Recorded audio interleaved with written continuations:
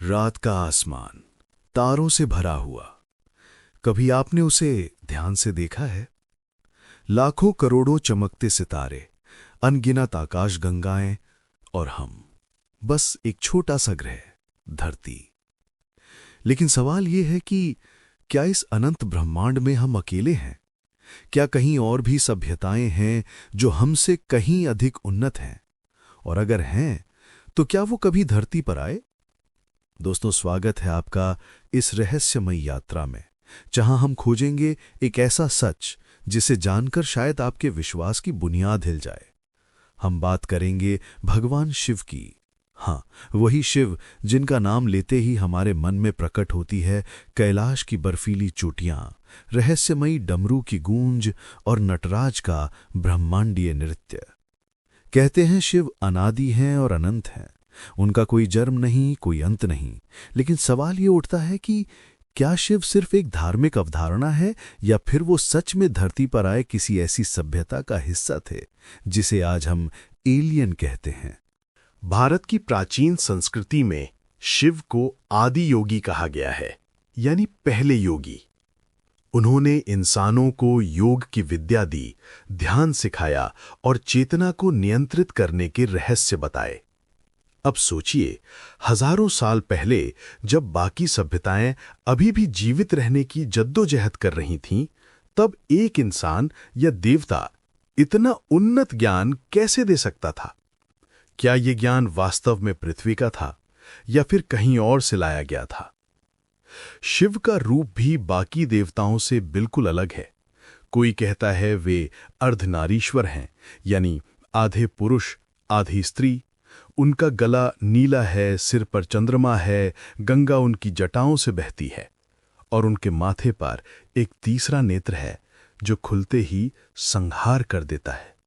जरा सोचिए, ये रूप क्या सिर्फ प्रतीकात्मक है या फिर ये किसी उच्च विकसित प्राणी का असली स्वरूप था जिसे हमारे पूर्वजों ने अपनी भाषा और अपने प्रतीकों में समझाने की कोशिश की? हमारे ग्रंथों में लिखा है, शिव कैलाश पर्वत पर निवास करते हैं। अब कैलाश पर्वत अपने आप में एक रहस्य है। दुनिया की सबसे कठिन चोटियों में से एक होने के बावजूद कोई भी इंसान आज तक उसकी चोटी पर नहीं चढ़ पाया। कई बार प्रयास किए गए, लेकिन हर बार अजीब घटनाएं घटीं। कोई बीमार हो गया, कोई रास्ता भटक गया और कई बार तो यात्रियों ने कहा, वहां पहुंचते ही समय रुक सा जाता है। वैज्ञानिकों ने भी माना है कि कैलाश पर्वत एक एनर्जी वोर्टेक्स है, यानी एक ऐसा स्थान जहां धरती की ऊर्जा असामान्य रूप से सक्रिय है। तो क्या ये वाकई भगवान शिव का निवास है या फिर ये किसी एलियन बेस का छुपा हुआ प्रवेश द्वार? शिव के बारे में एक और अद्भुत बात है, उनका हथियार त्रिशूल। कहते हैं त्रिशूल सिर्फ युद्ध का साधन नहीं था, बल्कि ब्रह्मांड की 3 मूल शक्तियों का प्रतीक था: सृष्टि, स्थिति और संहार। लेकिन सोचिए, अगर त्रिशूल वास्तव में कोई एनर्जी वेपन हो, कोई ऐसा हथियार जो हजारों साल पहले मौजूद था, तो इसका क्या मतलब निकलता है? इतना ही नहीं, शिव को नटराज भी कहा जाता है, ब्रह्मांडीय नृत्य का स्वामी। उनके नृत्य को वैज्ञानिक आज कॉस्मिक डांस ऑफ पार्टिकल्स कहते हैं। सर्न के वैज्ञानिकों ने भी अपने लैब में शिव नटराज की मूर्ति स्थापित की है, क्योंकि उनके अनुसार नटराज का नृत्य उस ऊर्जा का प्रतीक है जिससे ब्रह्मांड बना और जिससे ब्रह्मांड नष्ट होगा। अब सवाल उठता है, हजारों साल पहले कोई इंसान ये ज्ञान कैसे लिख सकता था? क्या ये सिर्फ आध्यात्मिक अनुभव था, या फिर शिव सच में कोई ऐसा प्राणी थे जो ब्रह्मांड की सच्चाई जानते थे, क्योंकि वे उसी ब्रह्मांड से आए थे? कहते हैं शिव न सिर्फ एक देवता हैं, बल्कि एक रहस्य हैं। कुछ लोग उन्हें ब्रह्मांड की सबसे बड़ी ऊर्जा मानते हैं, तो कुछ लोग कहते हैं कि वे एक वास्तविक प्राणी थे जो धरती पर आए, जिन्होंने इंसानों को वो ज्ञान दिया जो उनके समय से लाखों साल आगे था। आज इस डॉक्यूमेंट्री में हम इसी सच की तलाश करेंगे। हम देखेंगे शिव को धर्म के नजरिए से, फिर विज्ञान के नजरिए से, और आखिर में हम तय करेंगे, क्या भगवान शिव वास्तव में पहले एलियन थे? दोस्तों, आपने ध्यान दिया होगा कि जब भी हम भगवान शिव की मूर्ति या चित्र देखते हैं तो उनका रूप बाकी देवताओं से कितना अलग होता है। विष्णु हो या ब्रह्मा, इंद्र हो या कार्तिकेय, सभी की अपनी पारिवारिक वंशावलियां हैं, उनके माता पिता हैं, जन्म की कहानियां हैं। लेकिन शिव, उनका कोई जन्म स्थान नहीं बताया गया, उनके माता पिता का कहीं जिक्र नहीं। वो बस हैं, अनादि अनंत।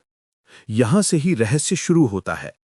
एक ऐसा देवता जो किसी वंश से बंधा नहीं, जो अचानक कहीं से प्रकट होता है और पूरी मानव सभ्यता पर अपनी छाप छोड़ देता है।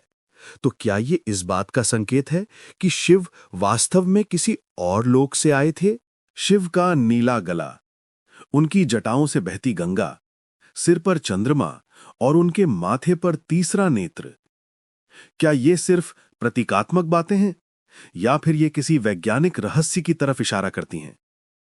कहानी है समुद्र मंथन की। जब समुद्र से हलाहल नाम का जहरीला विष निकला तो पूरे ब्रह्मांड में हाहाकार मच गया।